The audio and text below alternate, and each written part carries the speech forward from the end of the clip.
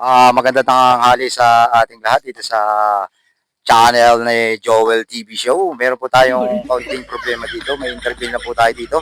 Sa kalakasan po ng bagyo, may naging problema po dito sa ating barangay ng Silangang Mayaw. Ayan. Oh my God. Pwede po bang ma-interview kayo, Malier? Ano po ba naging problema sa ating barangay? Anong masasabi mo sa ating... Oy!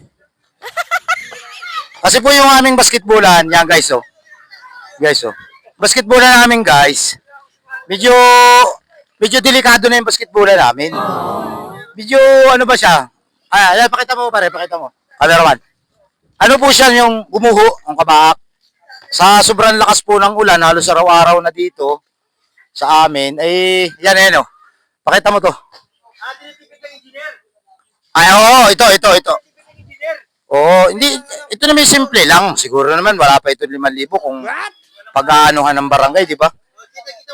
Walang siminto. Hindi, may siminto siya. Oo, yan. Nagiba, oh.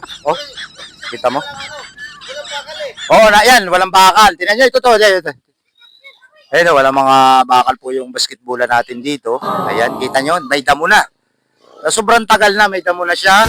Ang lupa po, humuho, papunta dyan. Yan, para pakita mo dyan. Ayan, nananawagan po kami sa barangay. Ayan, baka naman po pwede magagawa ng paraan. Napakadami naman po naglalaro. Tingnan mo, naglalaro po dito, napakadami. Nakakawa po ang ating mga kabataan pag natapilok. Meron po ditong nasugatan na ng paa, natapilok. Nakakapagpahilot pa. Ayan po, ang panawagan natin sa ating mga barangay. Ayan. Baka naman po maambunan kahit 2 dump truck lang na lupa. Ayan, para lang mapantay. Ano ba? Tama, kagawad. Ayan. Sana po sa ating mga kagawad at sa ating mabuting kapitan. Dito po, tagapagbalita, si Joel TV Show, ang inyong pinaka-pogi. Shout out!